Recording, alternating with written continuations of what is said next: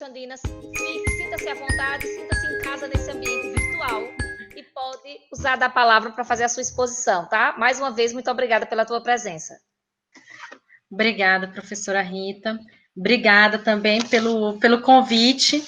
Eu fiquei surpresa, e depois, gente, mas o que eu vou apresentar? Mas a professora Rita, ela comentou da minha fala no encontro da Hannah Arendt de Recife, né, que foi o 12º, o 13º encontro Hannah Arendt que a gente fez em Recife, e eu trabalhei justamente esse livro que o grupo está lendo agora, que é o Irmã em Jerusalém, né? Então, a minha fala, ela vai ser uma fala, vai ser o texto que eu elaborei para o encontro. A minha fala vai ser esse texto. Algumas coisas eu tentei tirar por conta do tempo e também para não prometer demais e acabar não cumprindo. Eu até conversei isso com o João, porque na proposta do encontro era um texto que trabalhava tanto o Tribunal de Nuremberg, né, quanto o Tribunal de Frankfurt e quanto o Tribunal de Jerusalém. Então, esses 3 tribunais, a Hannah Arendt, ela cita nas obras dela, não só aqui no Irmã em Jerusalém, ela cita o Tribunal de Nuremberg e ela cita o Tribunal de Jerusalém, mas ela, em outro texto dela, ela, que está naquele responsabilidade e julgamento, acho que 2 textos, ela fala também do Tribunal de Frankfurt, né? Quando ela trabalha também a questão de responsabilidade e também a questão de culpabilidade, que são questões que também estão nesse texto. Então, eu tentei circunscrever, eu tentei enxugar um pouco mais esse texto. Como assim, é uma apresentação para o grupo, então é uma apresentação um pouco menos formal, eu resolvi fazer isso, né? E aí, eu vou ler o texto, né? Ler e falar e comentar, ver como é que fica, mas eu queria deixar, assim, deixar evidente aqui que esse texto é um texto que já foi apresentado, é um texto que eu não sei se ele vai ser publicado, porque ao final do evento ficou aquela coisa da gente publicar, e eu não sei se vai ser publicado, depois eu vou até conversar com o professor Fernando, né, da Federal do Pernambuco, porque se ele não for publicado, eu vou tentar publicar, né, a gente, infelizmente, a gente precisa de publicação, né, Antônio? A gente tem que, a universidade demanda isso da gente para a gente poder entrar na universidade. Então, eu queria deixar isso bem claro. Esse texto também, ele começou tanto pela minha tese, porque o meu 3º capítulo da tese eu dedico ao Irmã Jerusalém, mas também porque eu faço parte de um grupo de direito da Sanfran, que é o NET, que é o Núcleo de Tribunais Internacionais. Então, a proposta do NET é que a gente faça trabalhos de pesquisa que durem 2 anos. Então, esse texto também estava vinculado aos meus 2 anos como pesquisadora desse grupo, mas acabou que foi protelando por mais 1 ano, que eu tenho que fazer esse ano, né, tipo, então vai ser feito em 3 anos, mas, assim, esse texto é um texto introdutório. Tem várias coisas no texto da Hannah Arendt, o do Irmã em Jerusalém, que pode ser discutido, mas as discussões, elas sempre ficam em determinados âmbitos bem específicos.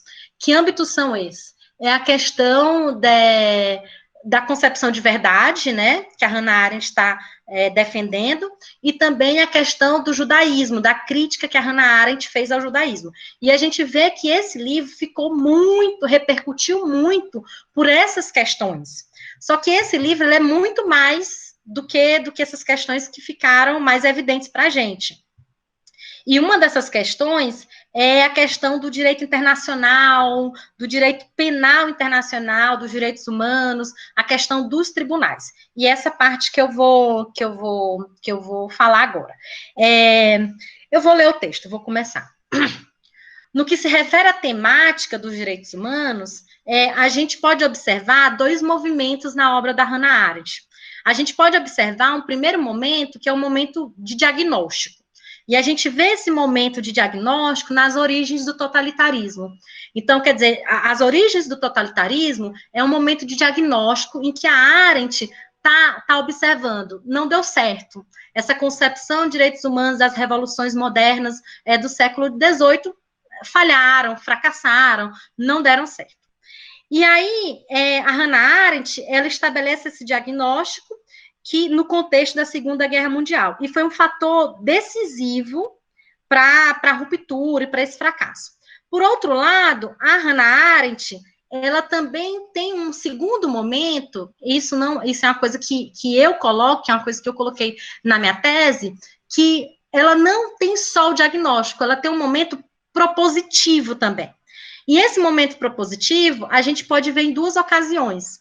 A gente pode ver na condição humana, quando a nossa autora trata de conceitos, e conceitos chaves para determinar uma nova formulação do que seria direitos humanos, já que aquela concepção das revoluções não estavam dando mais conta do que é direitos humanos. Então, eu vejo que na condição humana, parece para mim que quando ela discute liberdade, quando ela discute igualdade, quando ela discute a questão da pluralidade, parece que ali ela está sendo...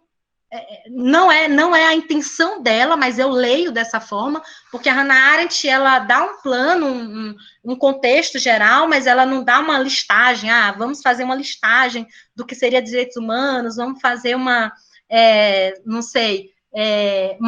lista, né? Ela não faz isso ela não quer fazer isso, né? Então, a Hannah Arendt, mas ela dá um fundo para a gente pensar uma concepção de direitos humanos, uma proposição diferente do que a gente tinha como direitos humanos até a Revolução. E aí eu chego no Eichmann. O Eichmann é o segundo texto que eu leio de uma maneira propositiva. O Eichmann em Jerusalém, ele é de 66. E no Eichmann, a Arendt, ela faz ponderações sobre o julgamento e a condenação de Adolf Eichmann, que coadunam com o fenômeno de reconstrução e de consolidação do direito internacional dos direitos humanos e do direito penal internacional pós-Segunda Guerra. Vale ressaltar que, embora a Arendt não possuísse uma formação jurídica, ela abordou várias questões importantes para esse fenômeno de construção e consolidação de uma concepção de direitos humanos e também de mecanismos judiciários para a proteção destes direitos humanos. Ela pensou nisso. Então, dentre elas, a gente pode destacar os tribunais ad hoc, ou de exceção, né, que são os tribunais de Nuremberg, de Jerusalém, e que são também os tribunais de Frankfurt, né? E aí ela faz uma proposta de uma corte internacional. Veja bem, esse livro ele é de 63, e ela já está falando de uma corte internacional.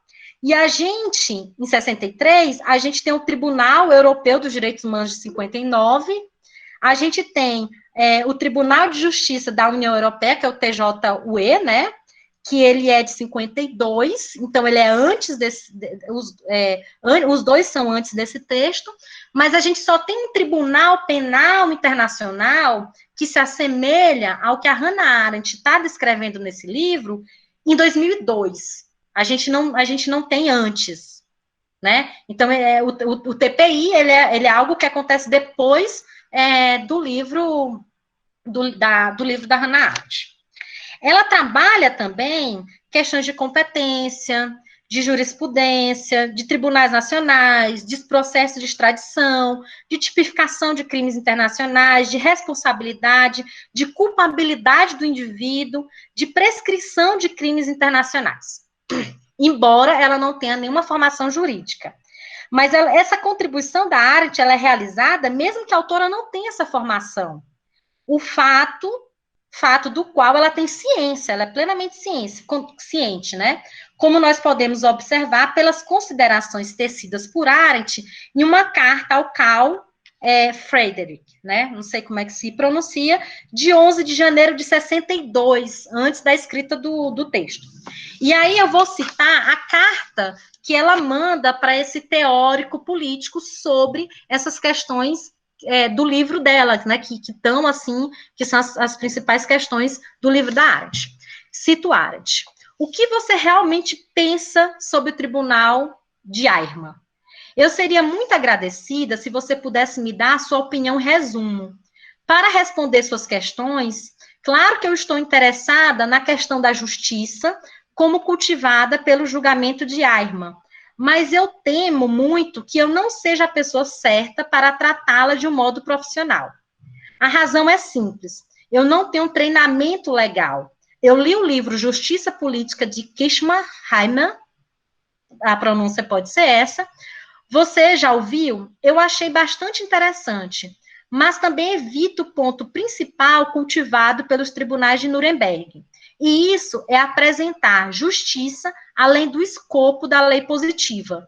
Eu estou escrevendo sobre o julgamento de Eichmann, mas provavelmente em um modo descritivo, não analítico.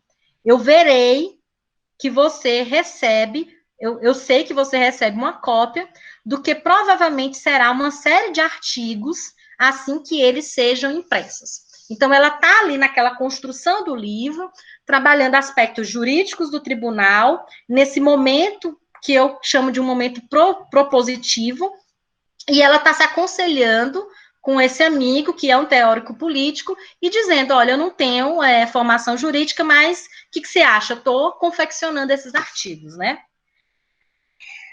Nesse novo cenário histórico, esse novo cenário histórico configura-se como uma reconstrução dos direitos humanos.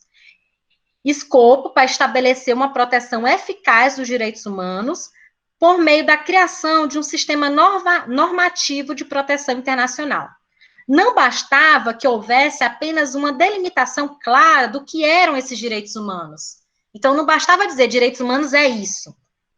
Fazia-se necessário também implementar um sistema de proteção internacional dos direitos humanos, no qual os estados violadores de tais códigos jurídicos pudessem ser responsabilizados pelas atrocidades cometidas em seus territórios, de modo que o mundo não vivenciasse mais horrores como os do regime nazista.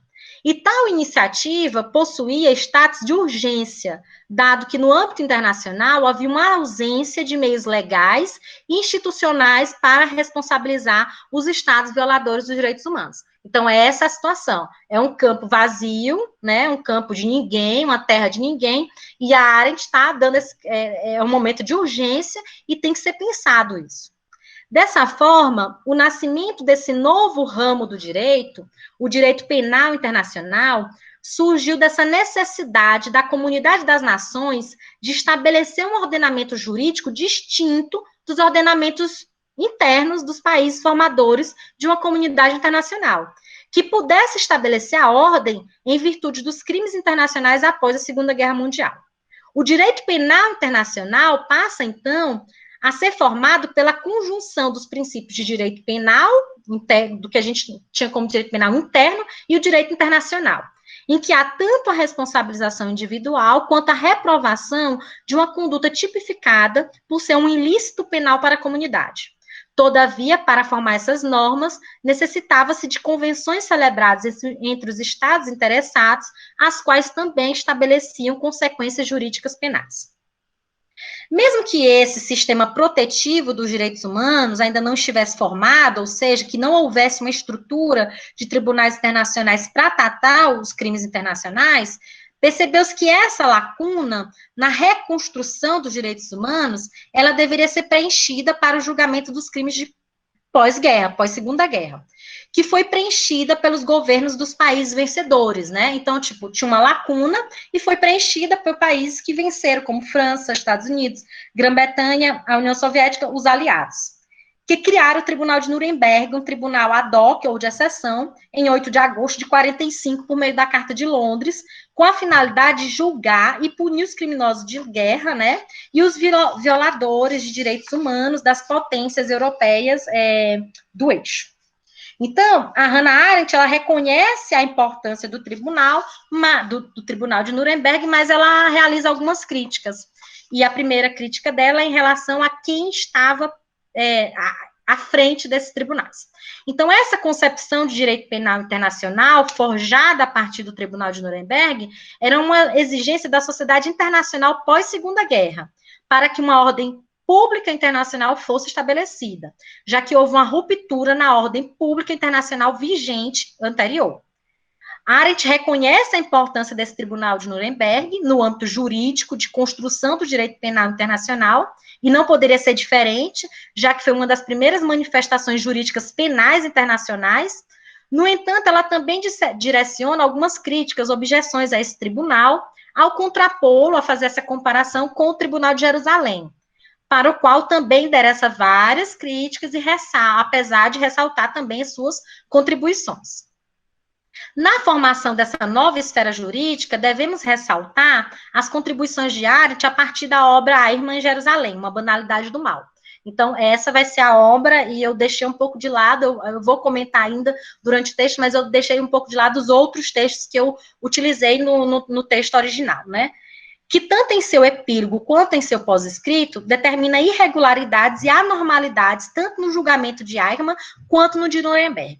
Tais contribuições também podem ser observadas antes mesmo no início do julgamento de Eichmann, pelas trocas de carta entre a nossa autora e o Karl Jaspers, né? Nas quais eles debatem questões jurídicas relacionadas ao julgamento do Eichmann. Dentre elas, dentre as coisas que eles debatem, uma delas é a formação de uma corte internacional para o julgamento dos criminosos de guerra, ao contrário da realização de um tribunal ad hoc ou de exceção. Então, ela não concorda com esses tribunais de exceção, ela acha que tem que ter, né, a corte, como os de Nuremberg e Jerusalém, né, que eles são tribunais de exceção, além do julgamento por tribunais nacionais. Nessa comparação entre o Tribunal de Nuremberg e o de Jerusalém, o ponto de partida da nossa autora é a definição de justiça, executada por esses tribunais. Como mencionado, o Tribunal de Nuremberg, assim como o de Jerusalém, eles são considerados tribunais ad hoc, de exceção. Então, eles são formados para preencher uma lacuna no direito penal internacional. E eles são criados especificamente para julgar um determinado fato, que são os crimes cometidos pelos nazistas contra o povo judeu durante a Segunda Guerra Mundial. E é justamente por causa da natureza desses tribunais que eles se dissolveram com a finalização do julgamento.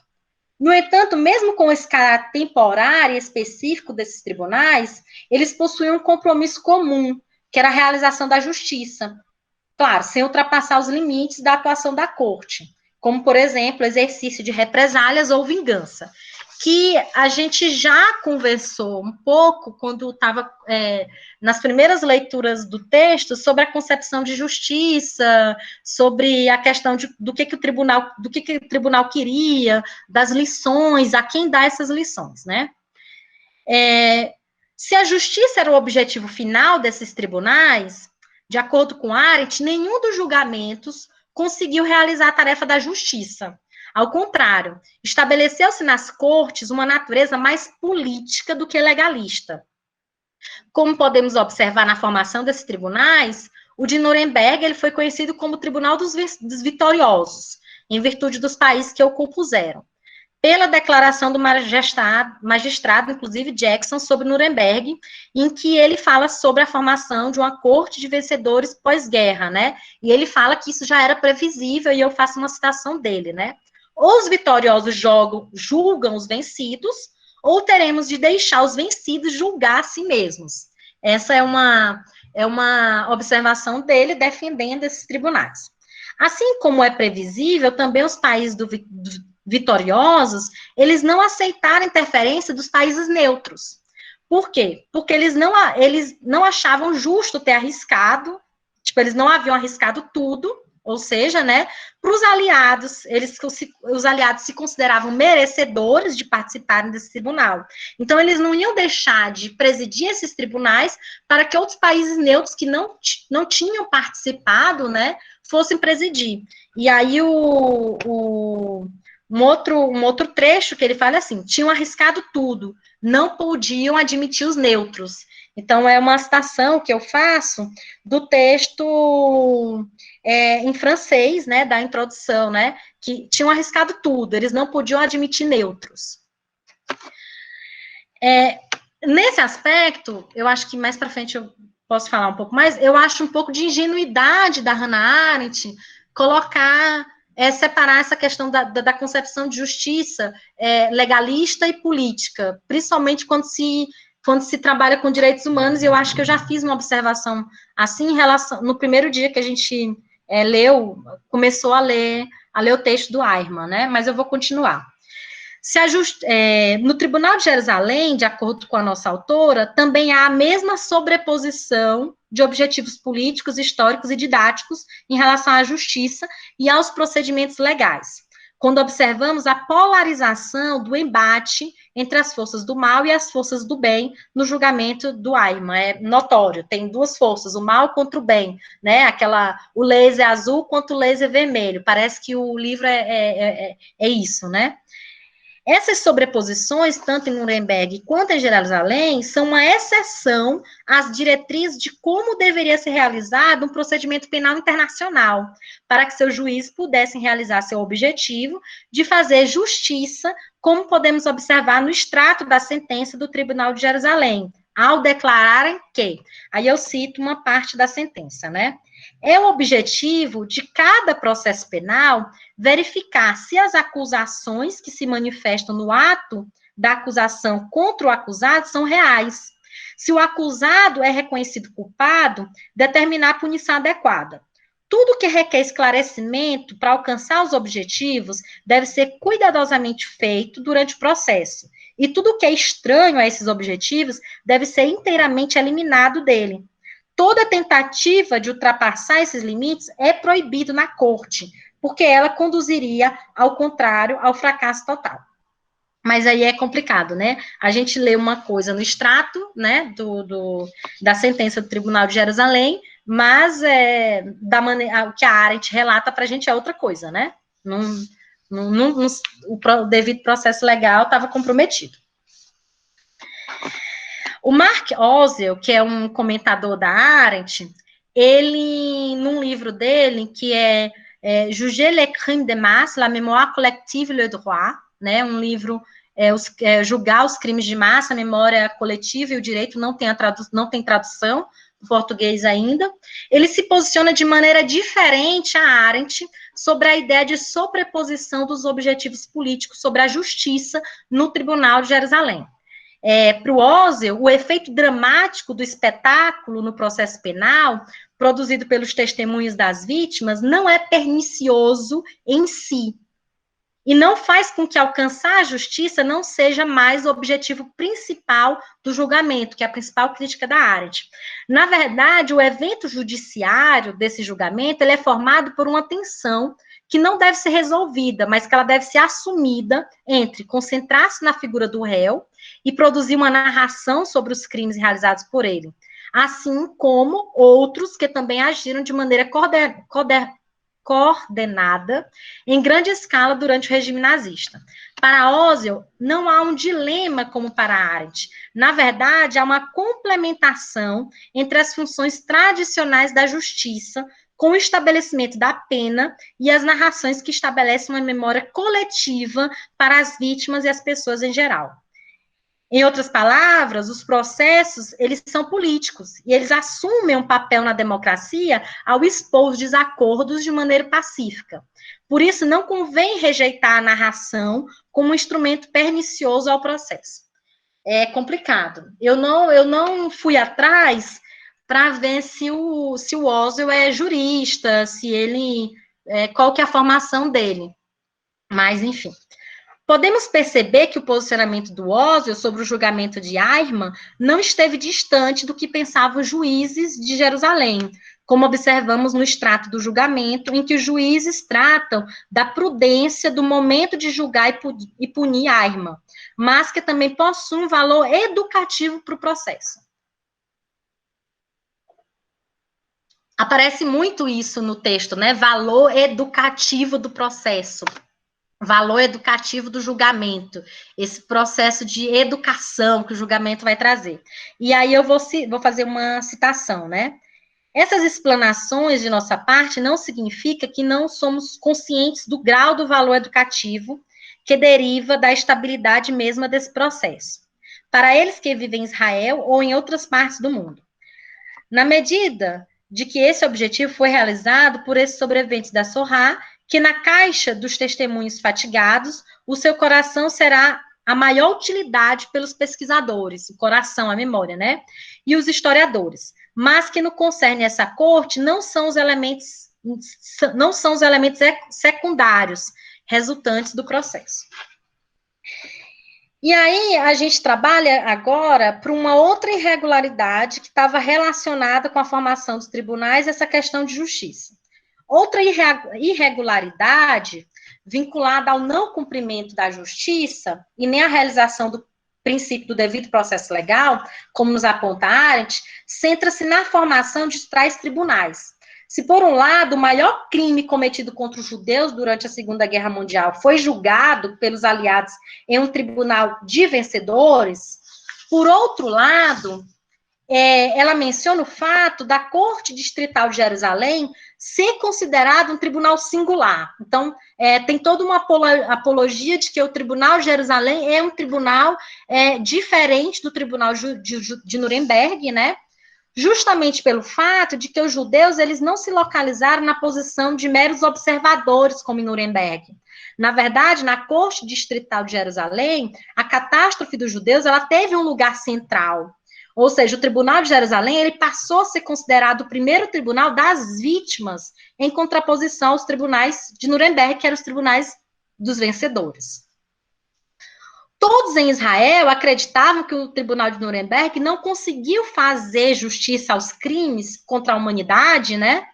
Que é a nova tipificação do crime após o regime nazista, uma nova tipificação de crime, porque eles eram apenas porque apenas um tribunal de judeu poderia fazer justiça aos judeus.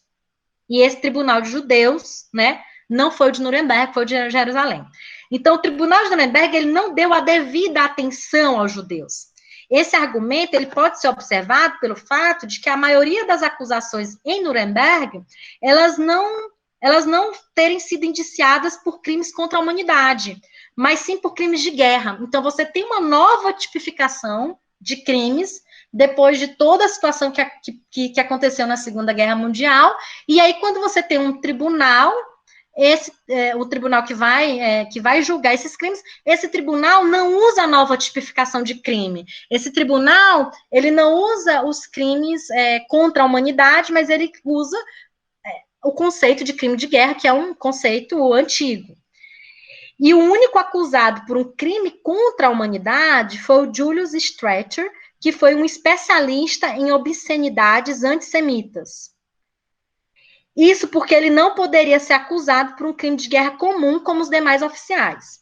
De acordo com Julius Stone, em Legal Controls of International Conflict, de 54, que é citado também pela nossa autora, se tratasse de cidadãos alemães, o assassinato em massa dos judeus, ele só poderia ser coberto pela acusação de um crime contra a humanidade. Então, ela joga isso, né? Na verdade, você tem de novo, deixa eu ver. Você tem de novo um modo de tratar os judeus se no lugar dos judeus fossem alemães, eles não seriam condenados, os violadores de direitos humanos não seriam condenados por crimes de guerra, simples crimes de guerra. Eles teriam sido condenados como crimes contra a humanidade. Teria se feito mais justiça. Então, não se fez justiça como deveria ter sido feita, porque eram judeus, porque estavam condenando alemães que fizeram crimes contra os judeus. Para corroborar o fato de que nenhum outro tribunal, exceto um judaico, poderia fazer justiça aos judeus pelos crimes cometidos pelos nazistas, acrescentamos o fato de que as sentenças dadas pelo Tribunal de Nuremberg a esses criminosos, elas foram brandas.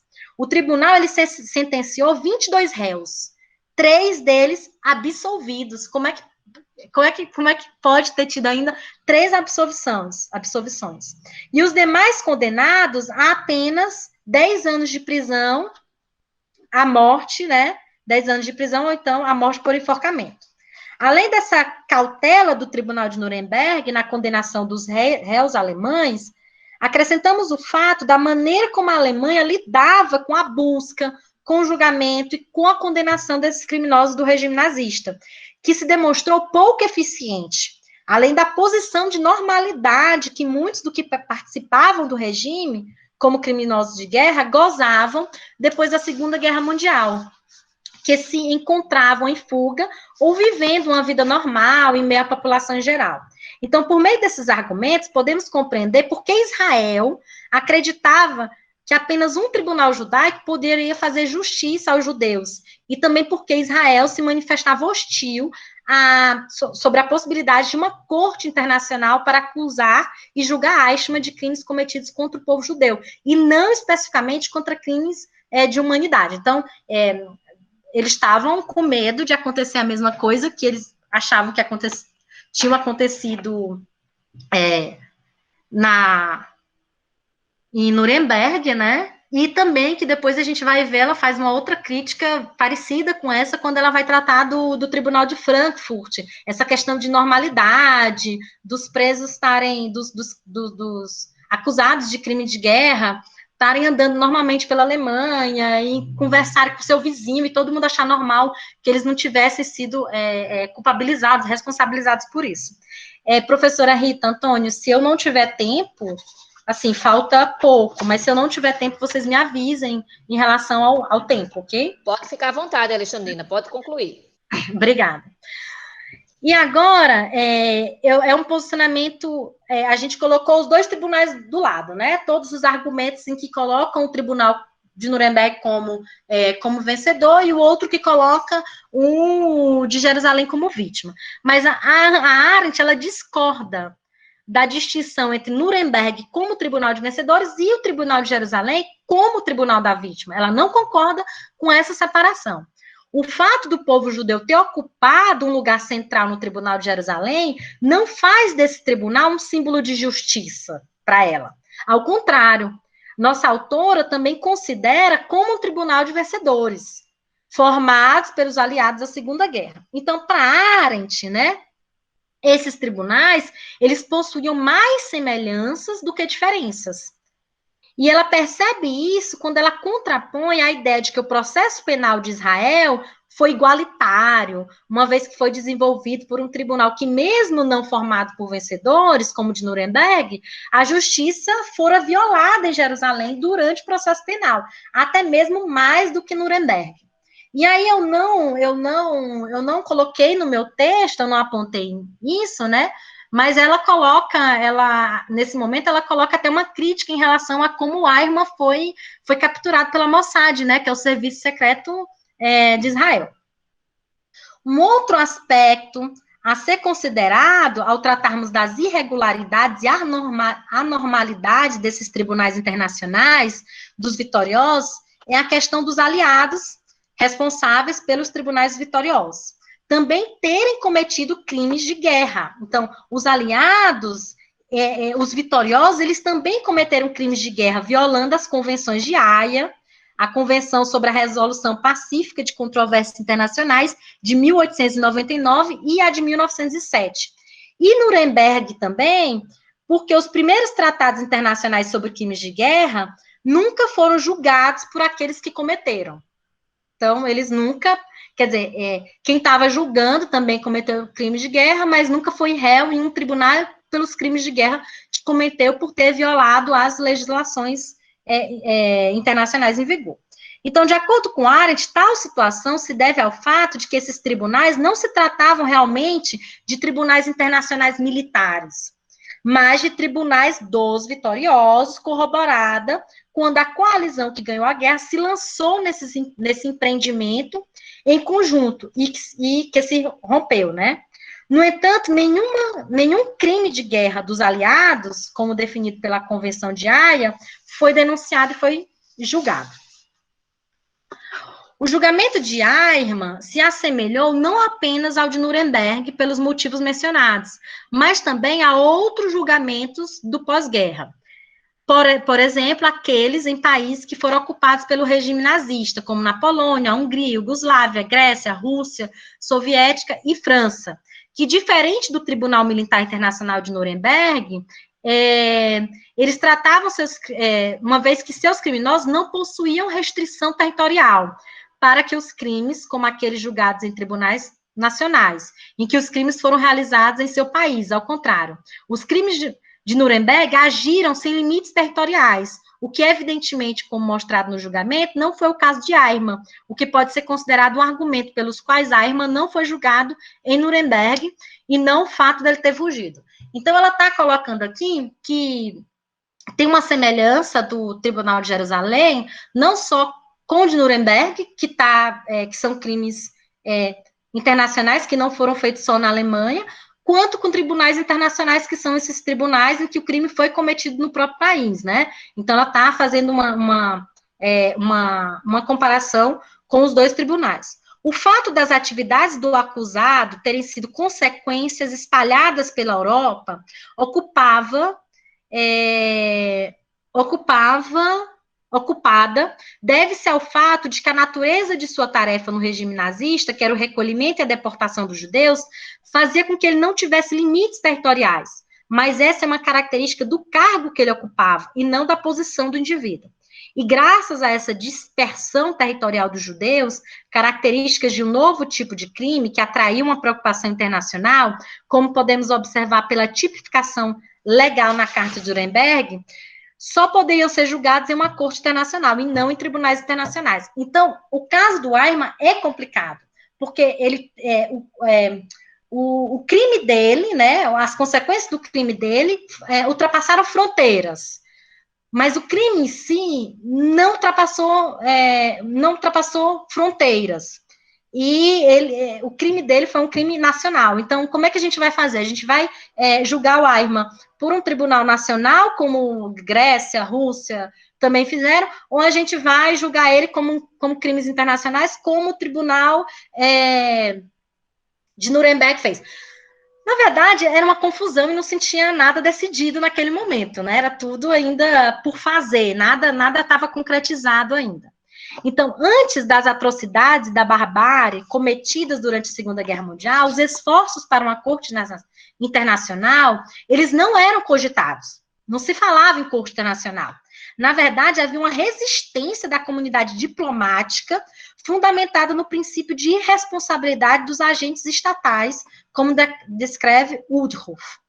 No entanto, após os crimes cometidos pelo regime nazista, a maioria dos intelectuais defendia uma posição contrária, de defesa da existência de uma corte internacional para julgar os hostis humanis generis, né, os inimigos contra a humanidade, independentemente da nacionalidade do criminoso, e vinculada a uma corte internacional de Haia. Dentre os defensores dessa proposta, destacamos a nossa filósofa Hannah Arendt. Ela acredita que a única possibilidade para que o Tribunal de Jerusalém pudesse realizar o objetivo de alcançar a justiça para Eichmann seria pelo estabelecimento de uma corte criminal internacional em Haia. Isso porque Arendt tinha a preocupação de que o julgamento em Israel se tornou politizado, fez parte de uma agenda política, ultrapassando o objetivo que uma corte deveria ter. No entanto, o estabelecimento de tal corte internacional não foi possível para o caso de Eichmann, que foi julgado pelo Tribunal de Jerusalém. Podemos observar esse posicionamento numa carta que a Arendt manda para o Jaspers. Eu comecei falando do Jaspers, né?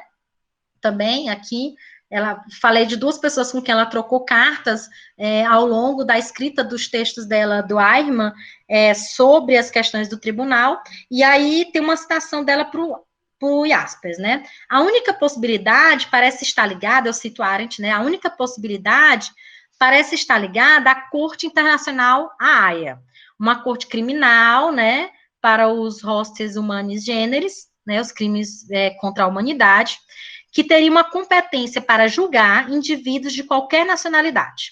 Eu estaria a favor de uma corte internacional com os poderes apropriados, aí, como eu vejo, o caso de Eichmann tem mostrado que nós necessitamos de uma corte para os casos criminais em Haia. No texto tinha um pouco mais sobre o Jaspers, mas eu tirei também, porque o Jaspers, ele concorda com a Arendt numa carta, aí depois ele fala sobre uma comissão de verdade, que seria interessante estabelecer uma comissão de verdade, ele já usa esse termo comissão de verdade, eu acho muito interessante, mas eu resolvi dar alguns direcionamentos preliminares, introdutórios, eu tirei essa parte. E aí eu vou fazer a minha conclusão de que um processo ele não se restringe apenas ao julgamento, como mostra Arendt. Ou seja, a justiça não é realizada apenas pela enunciação do veredito justo, imparcial, informado, verídico. Para se chegar à justiça, há outras etapas que devem ser levadas em consideração. No entanto, Arendt não admite que outros objetivos, além de alcançar a justiça, sem ser pelo devido processo legal, podem ser vistos em um processo judiciário sem que o principal objetivo de um processo, que é a justiça, seja destruído. Então, esse texto, eu terminei o texto, mas depois que eu dei o título, assim, para o João, eu fiquei pensando, eu acho que não é consolidação do direito penal internacional, mas contribuições. Eu acho que contribuições fica um pouco mais leve, porque é evidente que a Hannah Arendt, ela está dando algumas contribuições que hoje a gente vê, nossa, mas ela falou disso, mas tem hoje. Sim, mas naquele momento não sentia nada, você tinha tudo por fazer, nada tinha sido estabelecido ainda, né? E a Arendt, ela traz muitas discussões interessantes sobre essa esfera legal. Eu poderia ter trazido outras coisas, poderia ter discutido sobre responsabilidade, poderia ter discutido sobre competência, jurisprudência, porque ela fala a competência é territorial, a competência é do sujeito, ela tem mens rea, ela fala também, então, o texto é bem rico, mas o que esse texto aqui, ele gira? Ele gira em torno das irregularidades do tribunal e da defesa de uma corte internacional para os crimes de guerra, né, para julgar os criminosos de guerra. Eu vou parar aqui, que eu já estou falando há muito tempo, porque eu acho que talvez a discussão seja mais produtiva, isso é se eu conseguir responder as perguntas, porque eu já sei que o Antônio fez uma lista de perguntas impossíveis para serem respondidas. Muito obrigada. Alexandrina, muitíssimo obrigada pela sua exposição. Gente, eu vou pedir agora para que vocês coloquem no chat, tá? A ordem, para a gente fazer a ordem de participação. Então, por favor, façam aí a inscrição de vocês para que a Alexandrina possa contribuir mais para conosco. Foi uma delícia ter lhe ouvido, viu, Alexandrina? Obrigada. Até porque, coincidentemente, nos resumos, né, a gente tem um aluno que se interessou por estudar exatamente uma perspectiva dessa que você está trabalhando, e eu achei fantástico, porque até agora nenhum deles tinha atinado por essa orientação, e eu achei muito boa. Parabéns pela sua exposição. Já tinha gostado no encontro, e agora no privado, mais ainda. Bem, gente, quem gostaria de falar, por favor? Rodrigo. Né? Rodrigo, por ordem. Depois, Antônio. Gente, eu vou fazer bloco de 2 em 2, porque fica mais fácil, para a gente não se perder. Tá? Pode ser? Pode ser, Alexandrina? Beleza, pode ser.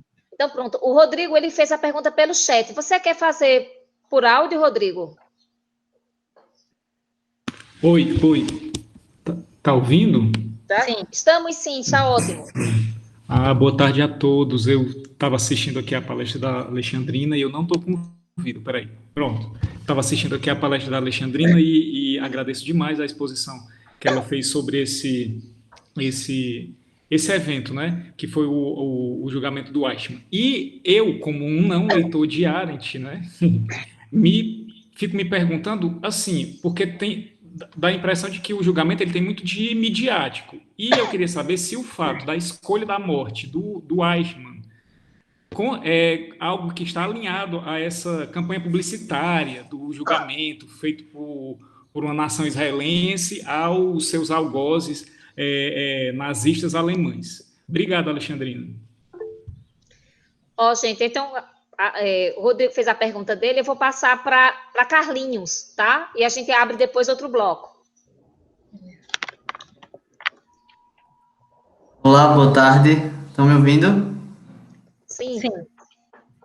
Gostaria de agradecer, né, por essa apresentação de Alexandrina. Eu tinha feito uma atividade do Insertar relacionada a isso, porque lendo o Eichmann em Jerusalém, salta aos olhos essa crítica que a Arendt faz às arbitrariedades no julgamento de Eichmann, né? Então, a análise que a Alexandrina fez, ela é mais uma questão mais política, né? E o que eu tinha pensado era essa questão do seguinte, de que é razoável aceitar tudo aquilo que foi cometido com Eichmann, né? Todas aquelas arbitrariedades, devido ao tamanho da atrocidade dos crimes que ele cometeu. Então, o que eu gostaria de perguntar se a Alexandrina possui alguma coisa para falar acerca disso, dessa questão, como se fosse uma sede de justiça, sabe? Que vem dos corações das pessoas, enfim, eu cito também isso, porque eu ainda não tenho muita leitura acerca disso e eu gostaria de maturar mais essa ideia. Alexandrina?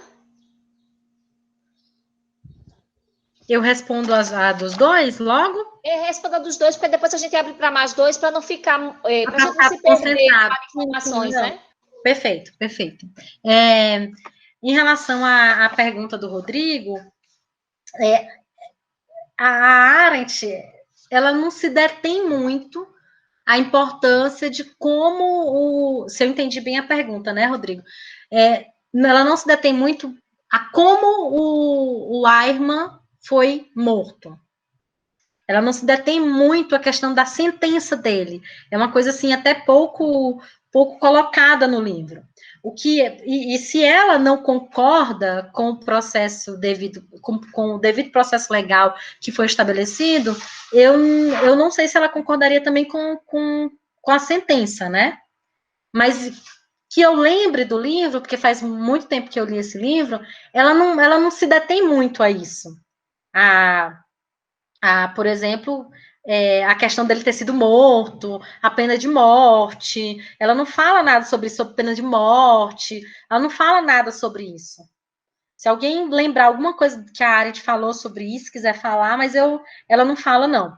A questão do Carlos, então, essa daí eu acho que eu tenho mais condições de responder, que é a questão do direito em si. O direito, ele é um instituto, né, e ele é feito justamente para que a gente consiga trazer justiça sem ter processos de retaliação e processos de vingança. Então, eu acho que justamente não tem esse caráter emocional do direito. A gente passou, quem começa o curso do direito e está estudando lá desde o começo, história do direito, filosofia do direito, começa a ver de como é que era o direito penal, que ele era vingativo, olho por olho, dente por dente, passa por um processo evolucionista. Então, assim, você passa por um processo evolucionista, mesmo que os crimes de guerra tivessem sido horrendos, né? A gente não pode deixar os nossos institutos legais para trás. A gente não pode voltar para um sistema que vai levar muito mais o emocional, que vai levar muito mais a questão da retaliação, da vingança, mais do que o instituto. Sempre eu dou um exemplo, que é assim, todo mundo sempre pensa pela ótica da vítima, quando pensa direito penal. E direito penal não é uma coisa que eu gostava muito quando estava fazendo universidade, não. Era uma coisa que eu queria bem distância, viu? Eu não gostava muito. E aí acabo com o direito penal internacional, direitos humanos, tribunal, a gente paga pela boca, né? Então, o que acontece? Todo mundo olha pela ótica da vítima. Então, assim, eu quero que aquele cara morra, porque ele estuprou minha irmã, ele matou não sei quem, Então, a gente olha pela ótica da vítima, mas a gente nunca olha pela ótica do agressor. A pessoa que estuprou, a pessoa que matou, poderia ser meu irmão, poderia ser meu filho, poderia ser seu vizinho, poderia ser uma pessoa comum e normal, como Eichmann, que a gente vê todo dia, e que a gente, e você não ia querer, por exemplo, ver se seu pai roubou, que ele morresse por causa de um roubo, por exemplo, e que ele morresse de maneira vexatória na rua com o pessoal batendo, como já aconteceu alguns crimes que pessoas morreram que não eram nem os criminosos, né? Ainda tem essa questão.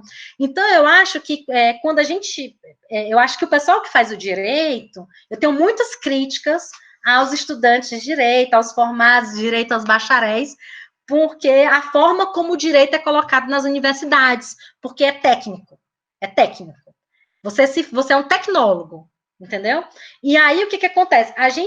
E só que esse tecnólogo, ele não lê outras coisas e não vê que o direito é mais do que só leis, o direito é um instituto, ele tem uma fundamentação teórica, ele não foi feito de uma hora para outra, a gente tem uma questão evolucional, a gente tem que ver a questão da vitimologia, a gente tem que olhar a questão da ótica da vítima, tanto pela ótica da vítima, mas também pela ótica do agressor. Eu gostaria, se meu pai tivesse cometido um crime, ou alguém próximo a mim, que ele fosse julgado por um tribunal da maneira certa, que ele fosse julgado da maneira que a lei determina. Eu não gostaria que ele fosse morto, alvejado, na rua, eu não queria isso. E, além disso, o brasileiro também tem um problema muito grave, e eu, assim, o brasileiro em geral, né? E aí eu não tenho problema em relação a isso, mas eu vejo que o pessoal que faz direito também tem um problema em relação a outro instituto, que é a questão da ressocialização penal. O estudante de direito também não entende a ressocialização penal, porque ele é um tecnólogo. Então, não dá para... a retaliação e a vingança, ela não são elementos que fazem parte do Instituto do Direito. E a Hannah Arendt está pensando dessa forma, apesar dela não ser uma jurista, o que para mim é um grande avanço, é um grande ponto, assim, né? Não sei se eu respondi a sua pergunta, Carlos, mas é isso. Se eu não respondi, pode perguntar de novo que eu tento responder. Não, tá ótimo. Foi realmente para entender mais sobre isso para depois começar a maturar mais essa ideia, né? Muito obrigado. Tá. Então, Alexandrina, vamos abrir agora para o próximo. Aí tem Thaís inscrita e depois Antônio Arruda. O famoso mestre, viu? Porque na UPE, Antônio é mestre. Ah, é medo.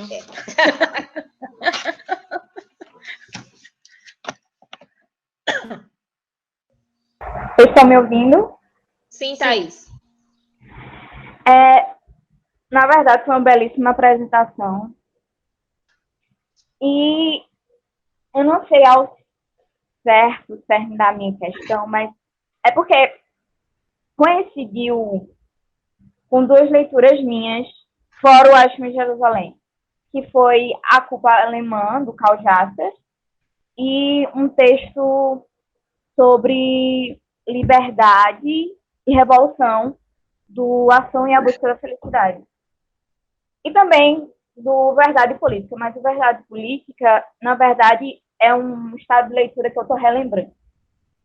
Mas aí, quando ela vem adentrando sobre a questão do Tribunal de Eichmann em ser um tribunal de exceção e um tribunal não das vítimas, mas um tribunal, ele se teste com gosto de vingança, digamos assim, em um bom português. Se eu estiver errada, me corrija. Porque a sentença do Eichmann está pré-decidida, pré-estabelecida. Qualquer leitura sobre o fato do Eichmann, sobre a pessoa do Eichmann, ela já está preposta, pré-analisada, pré-instituída. O fato é que, por exemplo, o Jasper, ele institui 4 institutos de culpa. Ele fala em culpa política, culpa moral, culpa aí na natureza criminal, da natureza do direito, e fala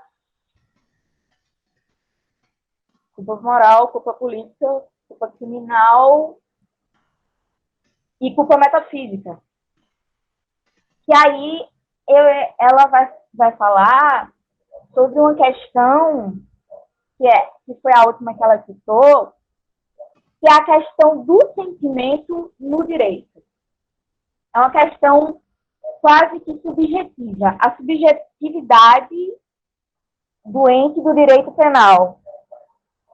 E aí é esse paralelo entre que a Arendt sempre coloca, existem dois polos que a sociedade se fundamenta. É o polo do bem e o polo do mal. Ou você está de um lado ou você está do outro. Quando você está vendo de um lado, você não está vendo do outro. Quando você bipolariza as coisas. Quando ela fala isso no texto que eu citei sobre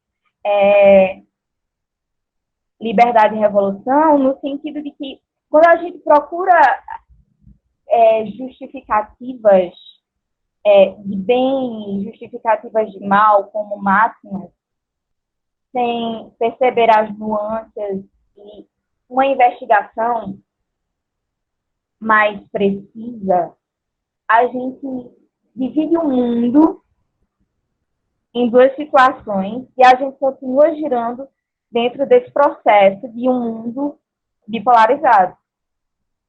E aí é justamente aonde eu vou me concentrar agora, que há um problema grande na teatralidade do tribunal, que é a sua subversão da sua finalidade. Porque a finalidade do tribunal, em princípio, ela se diz ser a justiça. Mas o Jasser vai falar que a justiça que se impõe pelos vencedores, ou quem participa como vencedor, ou quem está do lado dos vencedores, é uma justiça de exceção. Eu exerço o direito de escolher os pontos de vista sobre. E aí, quando ela falou sobre o direito penal ser uma instituição que ele precisa assegurar tanto o direito da vítima como o direito do condenado, é o sentido de legalidade do direito penal de que se eu ceder um pouco, eu acabo perdendo todo. E que o sentido de que qual é o prejuízo que eu tenho em destruir, qual é o prejuízo que eu tenho ou que eu confiro aquele direito no momento em que eu mesmo me ponho a violá-lo. Ou seja, qual é o prejuízo que eu posso ter se eu abro exceção para alguns e julgo outros a partir de uma máxima legalista. E aí ela acerta na posição que o direito penal, por exemplo, no intercâmbio do direito brasileiro, ele é um direito que se diz positivista, porque ele precisa assegurar os dois direitos. Mas, na verdade, ele também é um direito que ele é maleável. E aí a gente volta de novo para a história de uma justiça que se tece como um teatro. A justiça do discurso, que é lá citada por Cícero, de que o direito nada mais é do que um teatro. E a minha questão é justamente essa. Como a gente pode equilibrar o direito das emoções, a necessidade de se conhecer o sentimento da culpa pela emoção e como a gente pode conviver com esse sentimento de culpa pela emoção sem ultrapassar o direito do indivíduo que é culpado. Não sei se eu fui clara, mas é porque me aparece uma questão histórica envolvida, que a gente, em tradições de direito e execuções de pena, a gente tem um instituto de que o direito não se localiza só no sujeito que é culpado, mas ele se localiza também em toda a extensão que aquele indivíduo ocupou. Que ele transpassa o sujeito em si. E aí eu venho pensando que não seria a Arendt, em primeiro momento, em pensar em um direito ao esquecimento sobre a questão. Não sei se eu fui muito clara, mas é mais ou menos isso. Na verdade, é mais um devaneio, uma construção de pensamento, um pensamento pronto. Mas é isso. Ok, Thaís, obrigada. Professor Ricardo, o senhor vai fazer logo a observação que foi feita no chat? Ah, ótimo. Ricardo, você pode abrir o microfone e falar, Ricardo?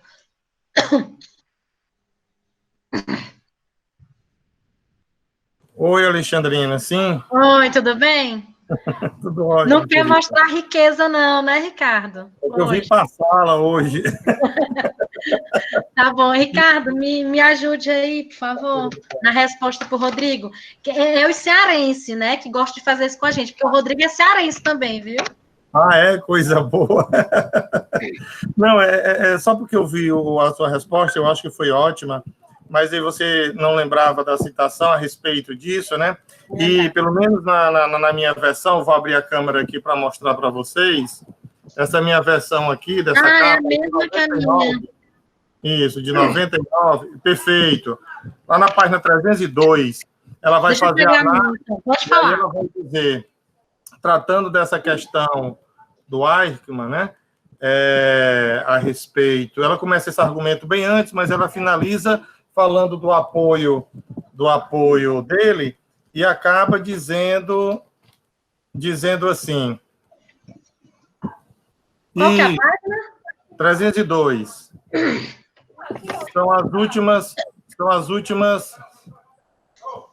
São as últimas palavras. Beleza. A política não é jardim de infância, em política, obediência e apoio são a mesma coisa. E assim como você apoiou e executou uma política de não partilhar a terra com o povo judeu e com o povo de diversas outras nações, como se você e seus superiores tivessem o direito de determinar quem deveria e quem não deveria habitar o mundo, consideramos que ninguém, isto é, nenhum membro da raça humana, haverá de querer partilhar a terra com você. Esta é a razão e a única razão pela qual você deve morrer na forca. Nossa, pena de morte, né? É fortíssimo, né? Forte, e eu marquei aqui também no meu. É muito forte, né? Então, ela está aqui explicitamente. O livro termina com a defesa dela, com a concordância dela, né? Justamente, inclusive nas 10 páginas desse livro, que deu uma polêmica e que, no primeiro momento, a comunidade judaica toda se pôs contra a Arendt, o pessoal achou que ela estava defendendo a Arendt, e ela estava justamente pautada nisso que você apresentou hoje, contra uma série de irregularidades, e não contra a condenação, né, do Eichmann, que no final ela concorda. A questão dela era outra que você hoje brilhantemente trouxe. Mas Obrigada. vou deixar você responder os demais aí. Obrigada, viu, Ricardo? Ainda bem que você está aqui para ajudar a gente.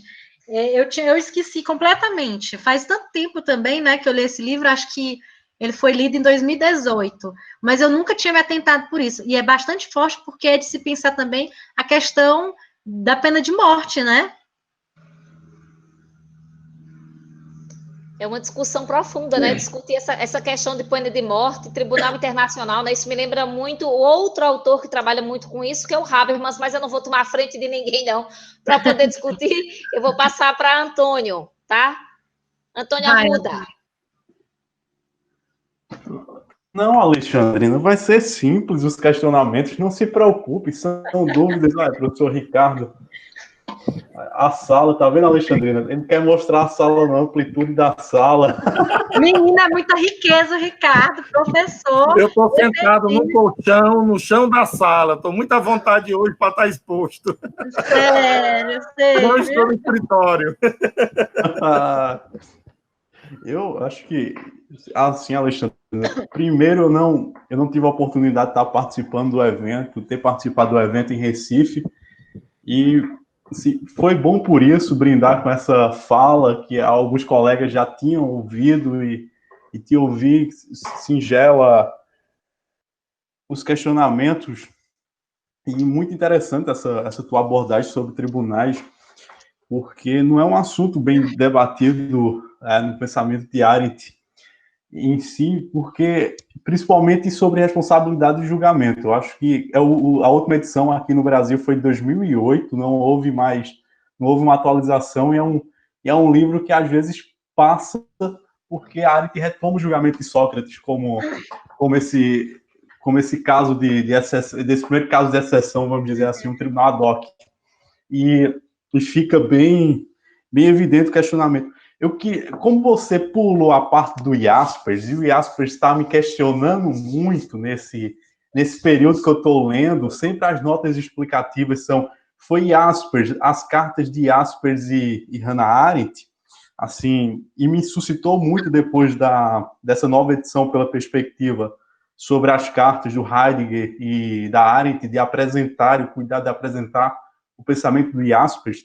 Assim, eu vou deixar para a gente conversar depois, essa parte do Jaspers, porque a gente já conversou pelo WhatsApp, a gente já adiantamos. Eu vou ser bem rápido em relação aos questionamentos. Já apresentasse um, que foi no início do epílogo, que a Arendt diz que as irregularidades e anormalidades do julgamento de Jerusalém foram tantas. Ou seja, e que o objetivo seria fazer justiça e nada mais. Acho que, a meu ver, esses tribunais, o meu questionamento é mais um comentário sobre essa questão da justiça, que ela inicia o Eichmann sobre a Casa da Justiça.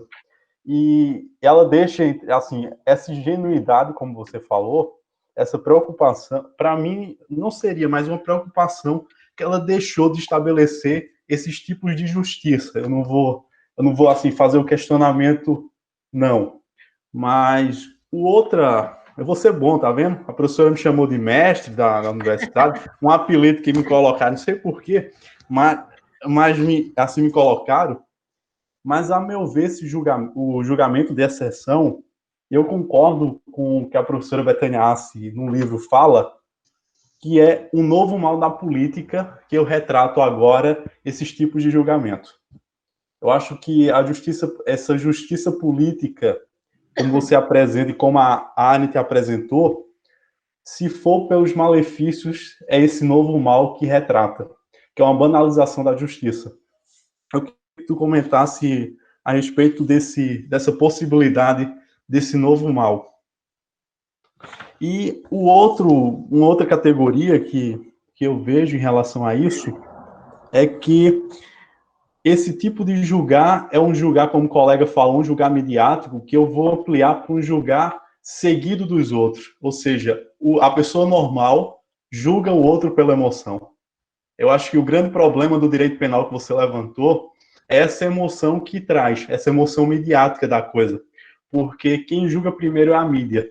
E o Eichmann entrou não defendendo, mas o Eichmann já entrou o cadáver, ele sendo empurrado para o cemitério, ele mesmo empurrando seu próprio caixão para o cemitério.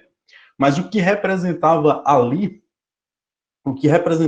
naquele momento, desse direito penal, desse direito, dessa companhia dos outros por excelência, é que o sentido de emoção que a Arendt deveria, muito bem, viu isso, desse erro, é que adentrou. que pegaram o Eichmann e julgaram como todos os crimes contra os judeus. Mas faltou ainda muito. Acho que esse caso dos tribunais seria bem interessante.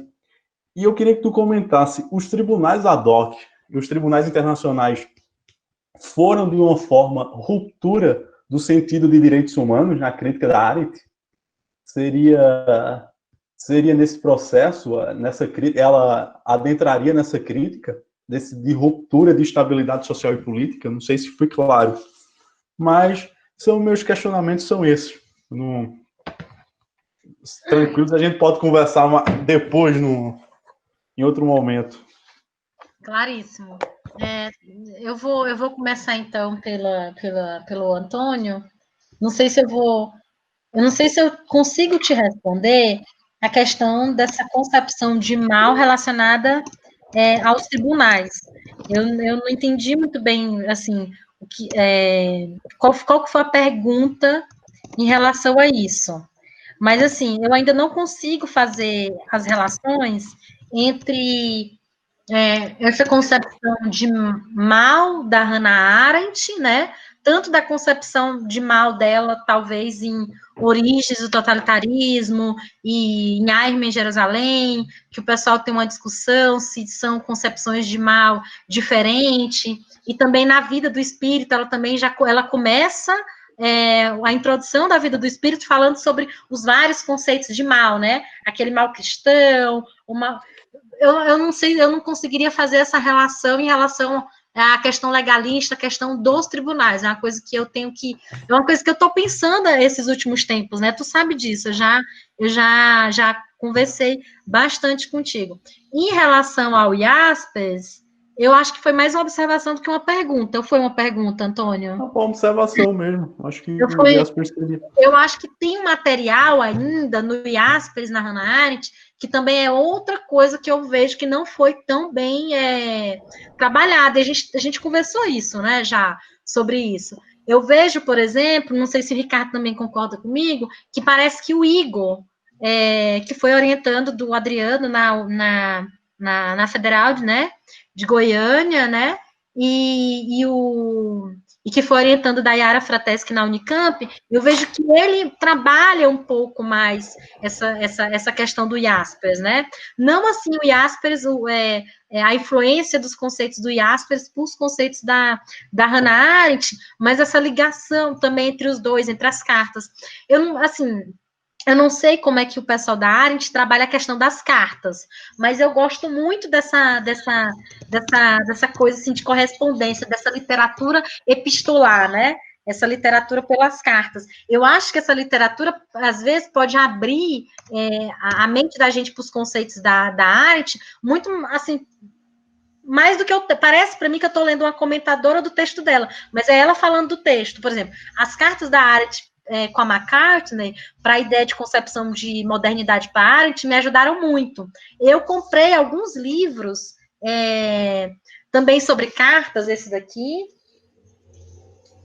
que é do Scholem, né, a Arendt e o Scholem, e também do Blumenfeld, que justamente quando eu estava pesquisando essa questão das cartas, para ver se tinha alguma coisa sobre a questão dos tribunais internacionais. Eu vejo que a do Scholem tem algumas coisas ainda, mas eu ainda não li, não pesquisei, não fiz fichamento, não fiz nada. Os textos estão aí se acumulando, a pilha está aumentando consideravelmente, e eu não estou dando conta. Mas é como eu falei, é uma pesquisa que começou, parei, agora eu vou dar andamento para ela. Talvez eu encontre mais coisas e consiga te responder, né? Não só nesses textos, mas do Jaspers também, que eu não li todos os textos, eu fui no que eu precisava, né? No que podia ser. Em relação, eu acho que tu fez uma outra pergunta sobre a questão da Hannah Arendt achar que esses tribunais poderiam estar aferindo a concepção de direitos humanos, foi isso? Então, aí seria mais uma interpretação dos comentadores, poderia ser uma interpretação da gente, né? A gente, como leitor de Arendt, poderia interpretar, poderia dar o nosso posicionamento, mas assim, ipsis literis, ou a Arendt não fala nada disso, entendeu? Ela não entra nisso como uma ruptura. O que ela fala, que foi o que eu comentei no texto, é a questão da crítica que, por exemplo, vocês estão julgando os crimes de guerra, porque vocês são os vitoriosos, mas vocês também cometeram crimes de guerra, crimes contra a humanidade, e também não foram julgados. Quer dizer, a concepção de direitos humanos é uma concepção de uma única, não é para todo mundo, não é só para alguns, aí talvez entre na questão, talvez, da Thaís. Será que a gente não tem que seguir o devido processo legal, não tem que ter uma regulamentação? Será que a gente tem que, para uns vale e para outros não vale? Entra também na questão do Carlinhos. Então, o que é isso? O direito não é nada, né? Não é alguma coisa séria. Você pode fazer com ele o que você quiser?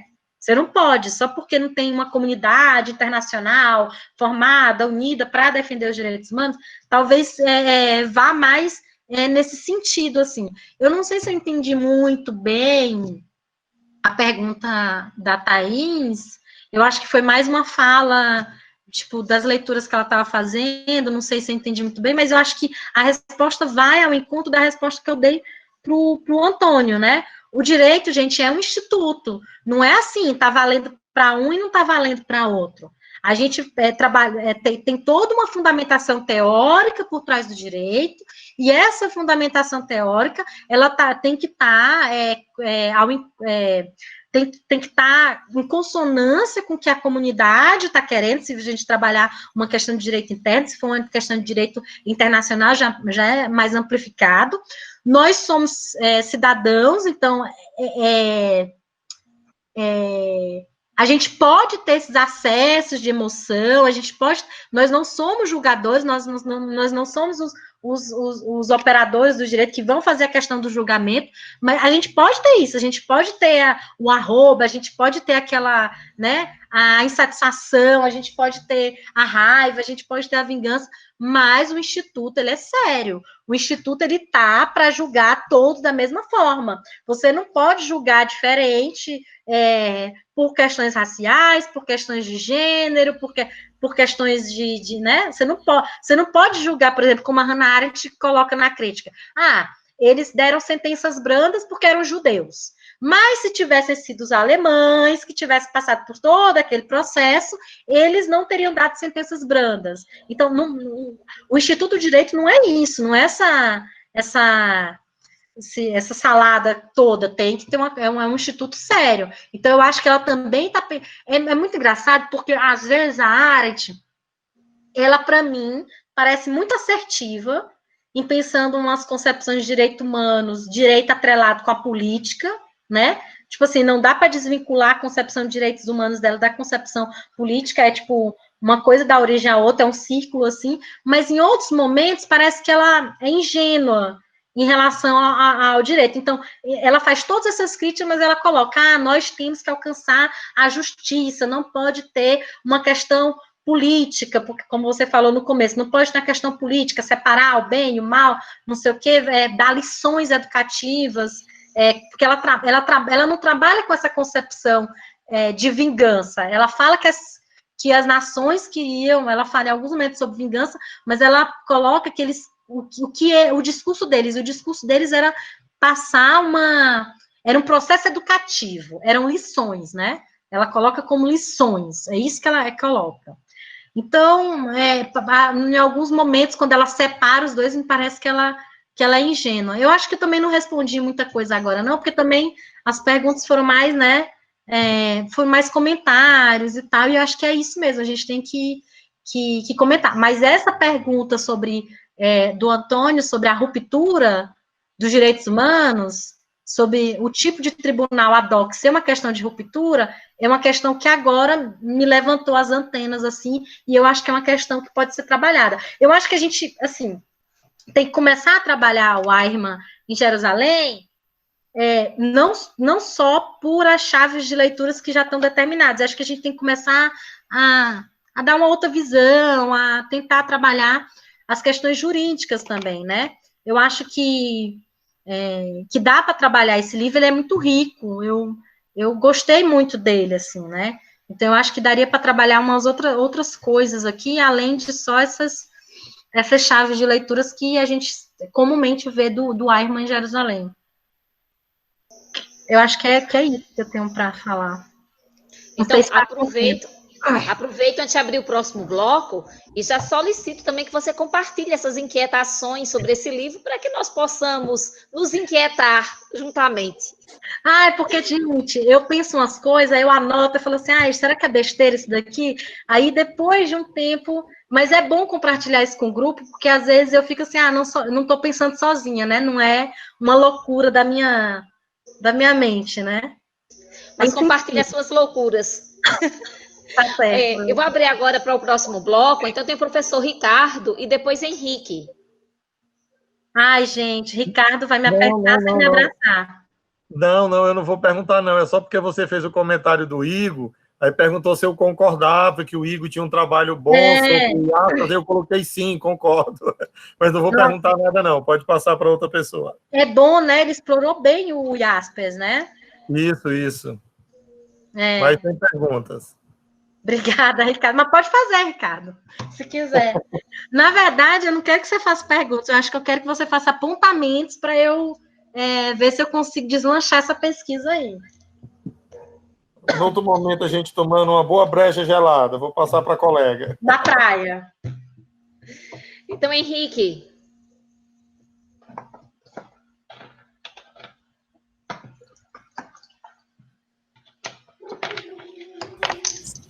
Ela acabou me respondendo, era sobre a ingenuidade de Arendt. Beleza. Mas se você quiser fazer a pergunta, Henrique. Eu tô sem agora. Não, tudo bem. Mas eu já te respondi sobre a ingenuidade dela? Respondeu sim. Tá certo. Então, gente, tem mais alguém que gostaria de se pronunciar, de perguntar, de fazer alguma contribuição?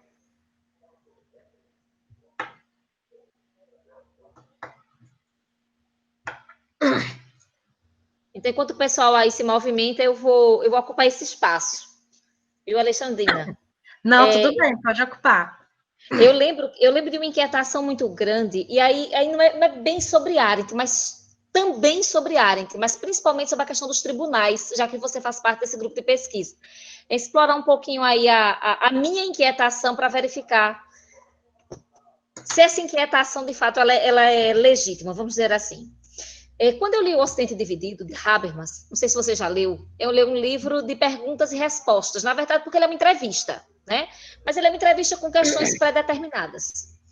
E nesse livro, o Habermas, ele trata muito sobre a questão dos tribunais internacionais. Eu li faz muito tempo, li para a minha tese, você dizendo que fazia muito tempo que você tinha lido, Aisman. Você leu em 2018, eu li em 2011.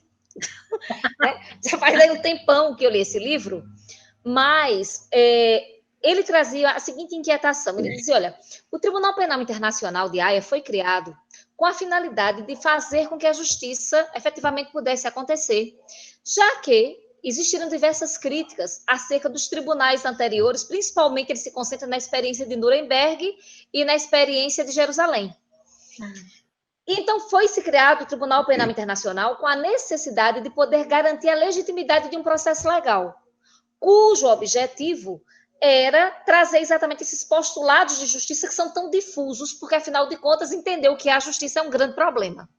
Onde é que essa justiça se ampara, onde é que essa justiça, de fato, ela termina se fundamentando. E a inquietação do Habermas é muito no sentido de que, na verdade, nós reproduzimos os mesmos tribunais. Porque o indivíduo que entra no Tribunal Penal Internacional, ele já entra condenado da mesma forma. Porque o que acontece é uma reprodução do processo de vingança. Então, eu queria te ouvir, tá? Sobre essa inquietação, né? A crítica de Arendt e a defesa do tribunal, da existência de um Tribunal Penal Internacional. Mas uma crítica agora, dos anos 90, do tribunal já instituído, que é essa de Habermas. Será que nós modificamos alguma coisa ou permanecemos exatamente nos mesmos dilemas dos tribunais anteriores e não conseguimos avançar? Tá. Eu lembro que quando eu apresentei esse é o mesmo, assim, é mais ou menos o mesmo direcionamento, mas eu tirei algumas coisas desse trabalho, né? que eu apresentei hoje quando a gente estava lá em Recife. A gente chegou a conversar, né, professora? A gente conversou, por exemplo, sobre a questão do CUT também, que dá para fazer um paralelo dos textos do Kant em relação aos textos da Hannah Arendt, né? E eu acho que a senhora mencionou o Habermas também e a questão dos tribunais. E aí eu acho que a minha resposta vai ser mais ou menos a mesma resposta que eu dei naquela época. A gente evoluiu no sentido da gente ter os institutos, né? A gente tem os institutos bem instaurados hoje em dia. Tanto é que a gente tem a Corte Europeia de Direitos Humanos, a gente tem o Tribunal, a Corte Africana de Direitos Humanos, e a gente tem a Corte Interamericana de Direitos Humanos, né? Então, a gente tem um avanço que na época da Hannah Arendt a gente não tinha. E esses institutos, eles estão muito bem delimitados, fragmentados, assim, estipulados o que cada um deve ser feito dentro deles, né, os órgãos e tudo mais. Mas a gente ainda não tem, por exemplo, a questão da efetividade dos direitos humanos, né? Quer dizer, a Hannah Arendt, ela está pensando que quando se tivesse os tribunais que seguissem um devido processo legal, esses tribunais, eles iam consolidar, eles iam estabelecer os direitos humanos de forma... Parece que ela tem uma esperança muito grande com isso, né? Em 63. E aí, a gente vê hoje os tribunais, eu acho que a crítica ainda está valendo, porque a crítica de Arendt não é só a crítica de Arendt, é a crítica de vários outros autores que trabalham a questão dos direitos humanos e também da questão dos tribunais. Eu acho que na época eu tinha citado o Lin, e eu posso depois até ver qual que é o nome do livro, da referência, mas ele fala sobre isso, ele fala, olha, a gente está agora em 2000 e pouco, que acho que ele cita em 2005, e a gente vê estados que violam direitos humanos, encabeçando cortes, encabeçando de direitos humanos, na ONU, inclusive, e tal. Então, isso é um grande contrassenso. Como é que um país que é violador, um dos maiores violadores de direitos humanos, pode estar fazendo isso? E aí a gente vê o aspecto político dos direitos humanos. Se a gente tem um país violador de direitos humanos que pensando isso, a gente vê que não é por uma questão de justiça, a gente vê que é uma questão política, né? É uma questão das cortes, é uma questão política. Então, assim, essa crítica que a Hannah Arendt fez não é uma crítica só da Hannah Arendt de 63. Ela estava fazendo isso quando não se tinham os institutos. Mas hoje a gente tem vários autores que fazem a mesma crítica que a Hannah Arendt fez. Não sei quantos anos depois dos institutos estarem estabelecidos, mas que dizem, tá, os institutos estão estabelecidos, mas até que ponto a gente evoluiu para que esses direitos humanos sejam devidamente efetivados? O que a gente faz para isso? O que a gente está fazendo para isso, né? E aí tem toda uma discussão também com os países árabes, tem toda uma discussão sobre a questão dos direitos humanos ser uma coisa global, ser uma coisa regional, e aí se divide também em tribunais para a questão do regionalismo, né, e por outras questões também de ordem prática. Então, eu acho que eu tenho que ler esse texto do Habermas. Eu disse isso naquele tempo, e eu não li, mas eu tenho que ler o texto do Habermas, porque o texto do Habermas vai ao encontro de outros teóricos que estão fazendo a mesma coisa. Então, quer dizer, teve uma Segunda Guerra, teve uma reformulação dos direitos humanos, teve uma institucionalização, e até hoje a gente está discutindo sobre a questão da efetivação dos direitos humanos. Eles ainda não são algo devidamente, como é que eu posso dizer? Os direitos humanos, ainda hoje, depois de tudo isso, ainda são frágeis. É isso. Eu acho que é essa frase. E aí, como eu falei um dia desse para um amigo meu, eu estou um pouco pessimista, eu estou falando, gente, não dá mais, acho que tem que resetar o Estado, tem que resetar tudo para ver se esse projeto de humanidade, esse projeto de nação, não só a nossa, mas outras, em outros lugares do mundo, dá certo. Porque a gente teve que passar por tudo aquilo para ter os tribunais de direitos humanos, e mesmo assim os direitos humanos ainda são frágeis. Mesmo assim, a gente não consegue a gente não consegue fazer com que esses direitos humanos sejam devidamente assegurados. Eles não estão assegurados ainda. Eles não estão assegurados no nosso país hoje em dia, com o que está acontecendo no Brasil, com o que está acontecendo, eles não estão assegurados. É uma situação frágil, é de fragilidade. Para mim, o sobrenome de direitos humanos é fragilidade. Eu partilho com você dessa angústia, e ontem à noite eu estava lendo exatamente aquele capítulo 5 daquele tópico sobre o imperialismo, nas origens do totalitarismo, que fala da crise do Estado-nação, e quando você lê aquele texto, você se sente angustiado demais, porque você verifica que ele foi escrito no contexto de pós-guerra, mas quando a gente transporta para os nossos dias, a gente verifica que muito pouca coisa foi modificada, né? Quanto essa estrutura de crise, ela ainda continua tão atuante, vamos dizer assim.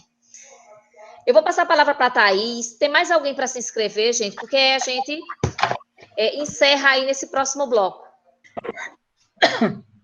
Então, Thaís, vai falando. Se alguém tivesse se inscrever durante a sua fala, a gente fala. Se não, a gente pede para a professora Alexandrina fazer as considerações finais dela. Me veio um lapso sobre o texto O que é autoridade. E aí, a Arendt fala que a autoridade ela se fundamenta em 3 pedras angulares. Seria a tradição, a religião e o outro eu esqueci, mas porque o problema da idade é a memória. Mas ela diz que, ao passar do tempo, a gente cria as leis para fundamentar a autoridade para que exista uma estabilidade daquela instituição. E aí, porque o sentido das leis é trazer um sentido de conservação ao mundo que está em constante processo de mutabilidade. E essa é uma das questões. E a Arendt pensa nesse sentido de que o mundo em crise que ela vive, e principalmente na crise da tradição, na crise moral e institucional que ele se encontra, a autoridade ela está muito defasada. Até hoje a autoridade ela não se encontrou em tantas medidas. Talvez no sentido que a Arendt fala sobre a própria instituição, ela mostra valor e respeito, ela precisa ser conservada para a conservação do povo em si. E aí, nesse lapso de memória que me veio, na fala da Alexandrina, de que a gente tem direitos humanos frágeis, de que me remete a uma ideia de que a gente não tem uma ideia de autoridade dos direitos humanos. Uma autoridade no sentido que a professora Rita fala de legitimidade dos direitos humanos a partir do momento que os próprios estados que fomentam, que participam das forças internacionais violam direitos humanos. É um contrassenso você participar de uma força internacional de direitos humanos e violar direitos humanos. E aí eu me pergunto se não é uma questão arendtiana, porque a Arendt, ela é uma escritora da esperança. Ela vive o realismo da época dela a partir de um paradigma de pensar o futuro, ver a realidade, o futuro, mas pensar com a janela aberta. Talvez existam instituições, mas o nosso problema é em abdicar de um poder abdicar de um exercício de poder, porque em Arendt o conceito de poder é outro, muitas vezes de um exercício de ideias de subjugação, do exercício de violência. A gente institui as leis para substituir a violência. Ou seja, na verdade, a gente institui as leis, por exemplo, para substituir a violência comum. Ou seja, a gente dá ao Estado ou a um órgão internacional o poder de usar os meios mais justamente possíveis para fazer o exercício. Não sei se fui clara, mas é isso.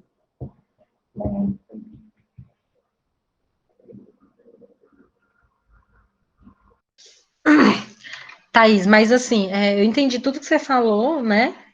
É uma leitura do conceito de autoridade da Arendt, né? Mas assim, o que você acha que tem relação com... O que você acha que tem relação com a questão dos tribunais? O que você quer saber disso?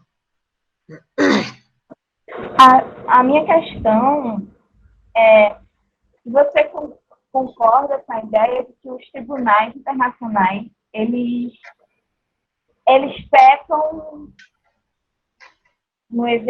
tanto no exercício da autoridade, também eles não têm uma tradição por parte dos países que os instituem de manutenção dessa autoridade, por exemplo.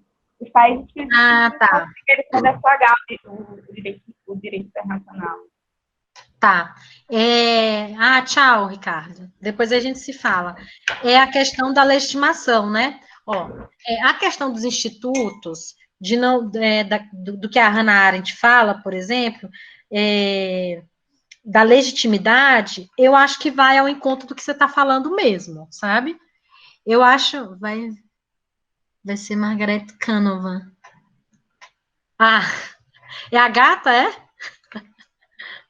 Tá certo, não. Então, eu acho que a questão que você falou é mais ou menos nesse sentido, porque quando a Hannah Arendt faz uma análise sobre a crise do Estado-nação, que acho que talvez seja até na parte que a professora Rita comentou, a Hannah Arendt vai falar sobre a questão dos institutos, né? Então, ela vai falar sobre a questão do instituto da religião, ela vai falar sobre a questão dos institutos políticos, ela vai falar sobre alguns institutos que estão, assim, na base da nossa sociedade, e ela vai falar de uma crise, né? Então, quando ela vai falar dessa crise, aí depois eu acho que ela retoma no que é a autoridade no livro Entre Passado e Futuro, então ela vai falar sobre isso. Então, eu acho que quando ela está falando no Eichmann sobre os tribunais, e quando ela está falando que esses tribunais de exceção não devem ser os tribunais para fazer o julgamento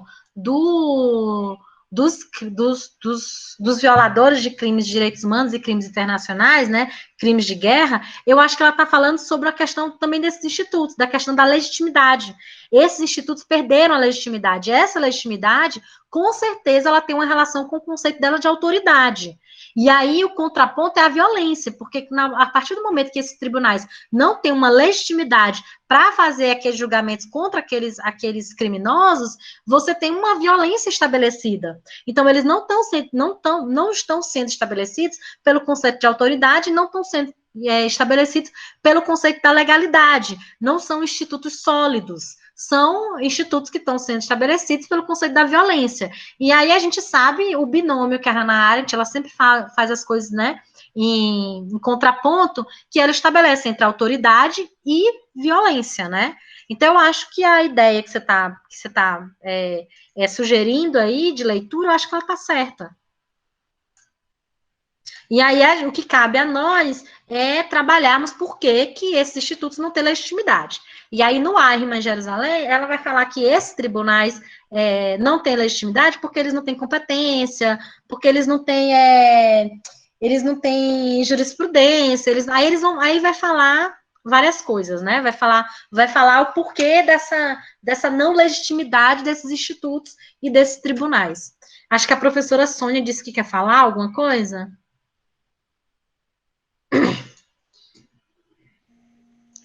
Pode falar, professora, fique à vontade. Alexandrina, excelente exposição, viu? Eu já li, acho, muitas vezes, mas eu nunca me detive muito nessa questão da estrutura ou das críticas, né, da Hannah Arendt em relação à própria como se deu o julgamento, como é que ele foi orquestrado, né, para que a justiça fosse feita, né, ao réu. Mas a minha questão para você é a seguinte: será que essa crítica, aí eu vou pensar a partir de conceitos, tá certo? Perfeito. Eu vou pegar a questão, você muito bem falou da estrutura, mostrou as comparações, né, que ela faz entre o julgamento, as críticas que ela faz. Eu estava pensando o seguinte: a gente sabe que Hannah Arendt, ela elegeu o ser humano, né, assim, as condições da gente viver dentro de um mundo plural, dentro de um mundo livre. Eu penso que em toda a sua obra, essa questão da liberdade, da nossa condição de existir, enquanto seres que têm uma fala, que está aqui dentro do contexto da pluralidade, a gente pode se expor, a gente tem, pelo menos, deveria ter essa garantia de direito, né, de vivenciar a liberdade no espaço público, né, de uma forma existencial mesmo. Mas será que essa crítica que ela faz não está ligada à própria concepção de justiça que ela tem e visando, por exemplo, quando ela faz a crítica, como ela sempre ela trabalha com o conceito, ela tem a ideia de natalidade, né, aquele conceito de natalidade que a gente já sabe, que é essa preocupação com os novos, né, com as futuras gerações. Será que ela não já estava, assim, com um olhar para o futuro, que essa crítica que ela está fazendo à estrutura de como foi, do fato dele ter sido sequestrado, né, para ir para outro espaço, para ser julgado, como foi toda a estrutura mesmo da própria ida dele lá para o julgamento, né, como é que foi pensado, como é que tudo, né?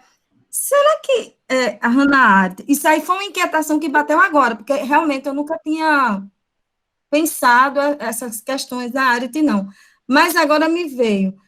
Será que a crítica ela faz a essa estrutura de julgamento não está ligado ao próprio conceito de justiça que ela trabalha, ligado justamente a esse conceito de justiça, a própria ideia da banalidade do mal, para que as futuras gerações não venham cometer esses mesmos erros, porque não se fundamentaram nessa perspectiva de justiça que ela coloca. Professora, obrigada pela questão. Essa questão... Então, foi uma coisa que bateu agora, não está bem formulada, porque eu não... Essa questão é uma outra questão, não, mas está bem formulada sim. Eu entendi muito bem qual é o seu ponto. Essa é uma outra questão que eu tenho pensado muito. E já que o pessoal falou que eu posso dizer minhas loucuras, né? Então eu vou dizer...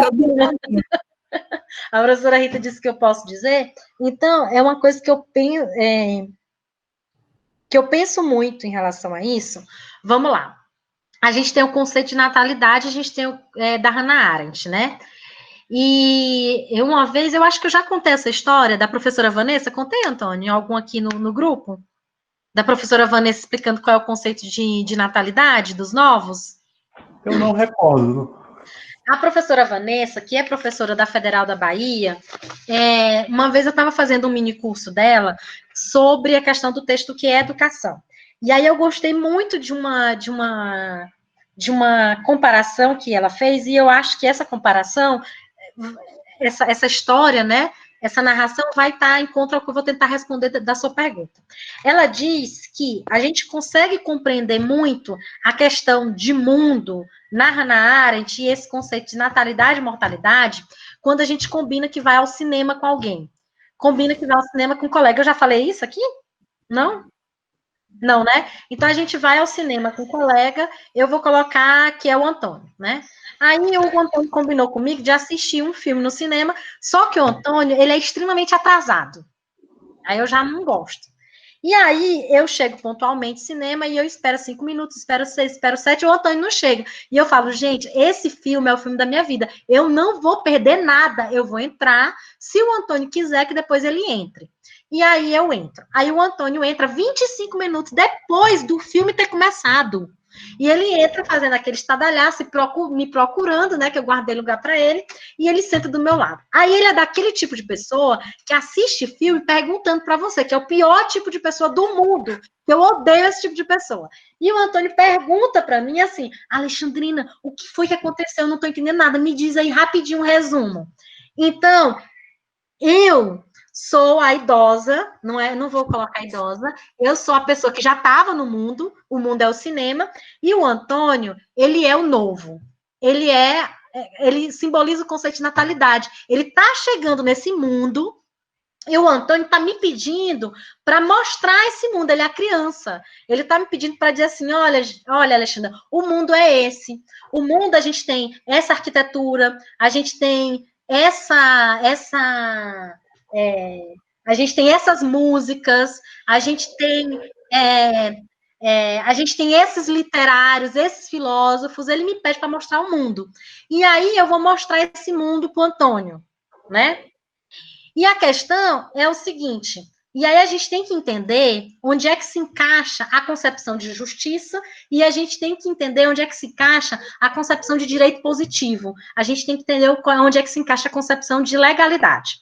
Aí eu penso nisso porque eu li um texto da Renata Repolez, que é ela fez o doutorado com o Newton Bioto na Federal de Minas Gerais. Ela tem um livro que é sobre direito, eu tenho ele aqui, mas, gente...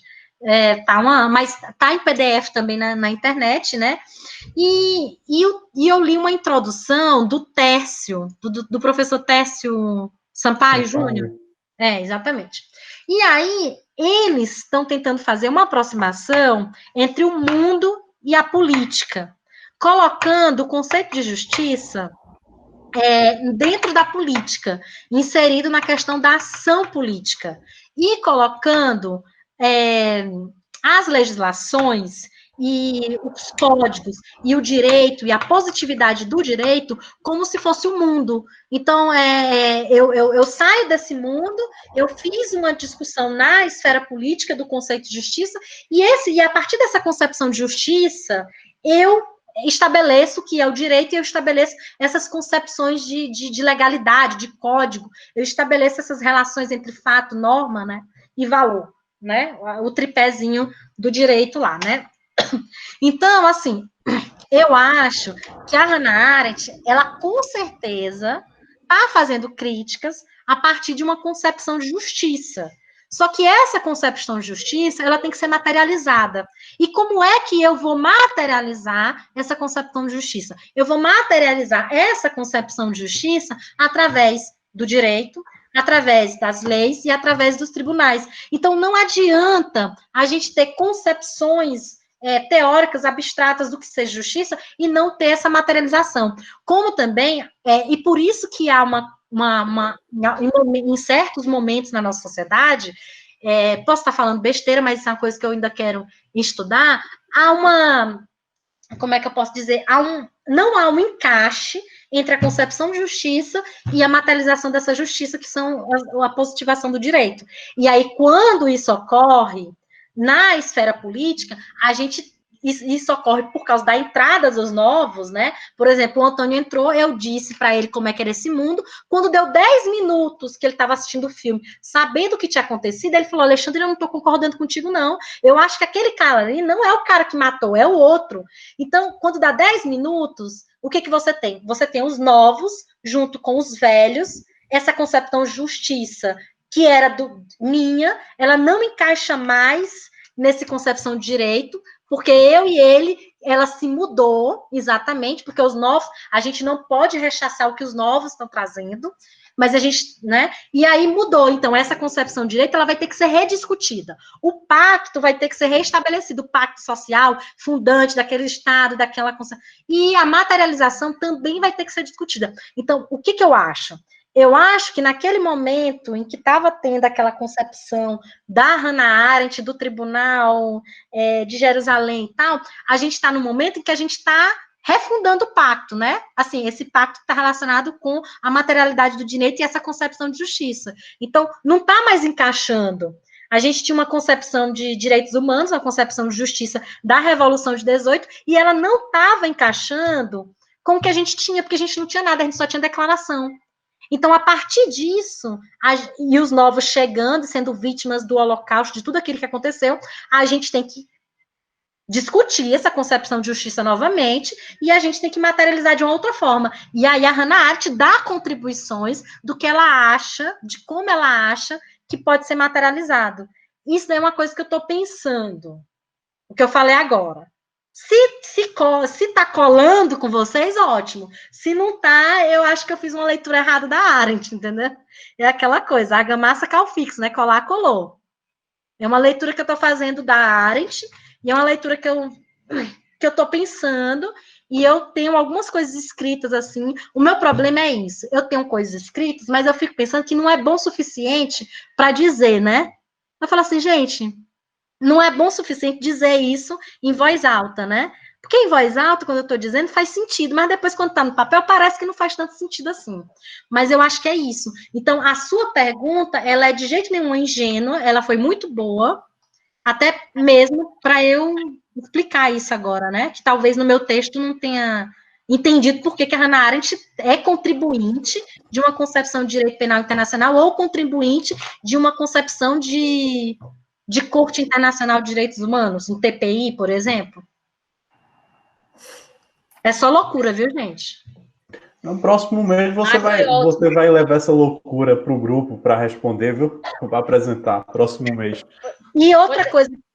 Continue enlouquecendo assim, que nós gostamos da vibe da loucura. E outra coisa que eu acho interessante, que é uma coisa que eu também quero explorar, e que eu fiz 2 parágrafos só e tal, que a Thaís falou sobre a questão do teatro, né? Gente, essa questão do teatro e do direito é uma coisa que dá para ser explorada de uma forma maravilhosa. Dá para ser explorado o tripé teatro, direito e religião.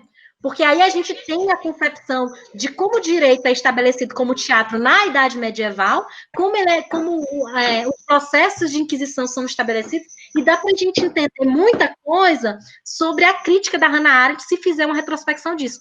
Porque, assim, a gente vê que isso não é uma coisa só da Arendt, comparando, por exemplo, tribunal com teatro. Isso é uma coisa que desde sempre está aí. Tá muito livros e livros comparando o direito, tá desde da Grécia aí comparando, e ela tá aí. E a Hannah Arendt, ela, assim, que eu me lembre, porque minha memória também não é mais tão boa assim, era ótima, agora não está, a idade está me alcançando.